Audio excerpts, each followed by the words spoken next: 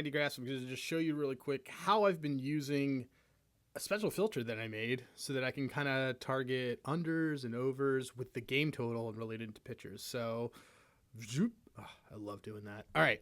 So, short slate today, so it's pretty straightforward, but I have made a filter that I call, you can see my filter names, low contact, low runners. And so this is, let me go back over here. So it's guys who have a K rate greater than 20%, a whip that's less than 1.5, a BABIP that's less than 275. So like not a great BABIP. Let me just, I will show you it in here just so you guys can see. Well, actually, yeah, it's a good, that's a good BABIP for the pitcher.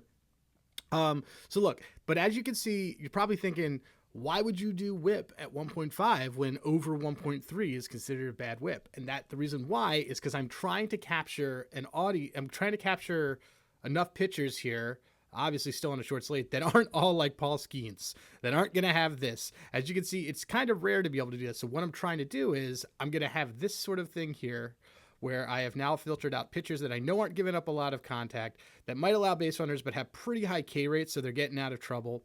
And then I'm taking that, and let's go to our friends Hall of Fame bets. We will show that. So really good. Yeah, the cameo appearance from our guys at Hall of Fame bets in this video. But what I'm doing then is so I'm seeing here, like, look, we got a pitcher here. We got Yuri Perez, who's been great. He's not allowing a lot of base runners. He's doing a really good job. So this is sort of the stuff that I want to see. And I'm seeing it now also on the last three. If you want to just kind of do it again, you can kind of see here, last three starts, who's been really good at this. Jacob Lopez has been great on this. Obviously Skeens, Logan Gilbert, but Yuri Perez is who I'm targeting here. And the reason why is because, look, I had put in that higher whip. I wanted to see what's happening over the last 3 days. Anyway, that's great. So now I'm going to get rid of this filter. I'm going to use this to look at the Miami-Atlanta matchup. I'm going to look at the last three on Carrasco as well. And I'm seeing that Carrasco, his last three starts, and he's not been terrible. So now what I'm able to do is I'm going to Hall of Fame bets and I'm checking out what the total is. And I'm seeing that the total is 8.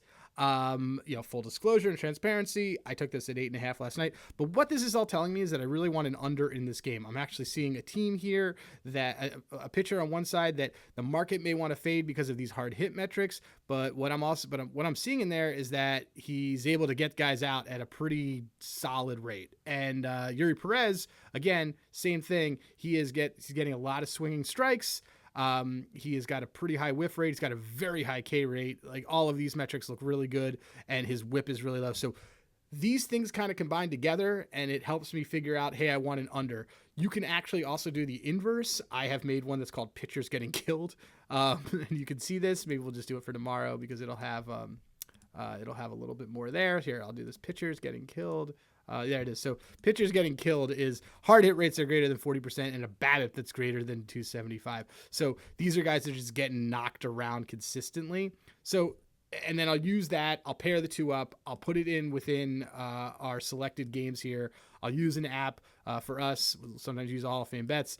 I will use them to kind of find and line shop what the total is. That all happens, and then you're basically able to use the data to help back out and find some value on what should be a good totals bet. I'm Adam. You can find me at Hey Rosenberg. CJ is at Dad's That Bet. Hit us up anytime you want on any questions that you have about Handigraphs, and thanks again for coming by.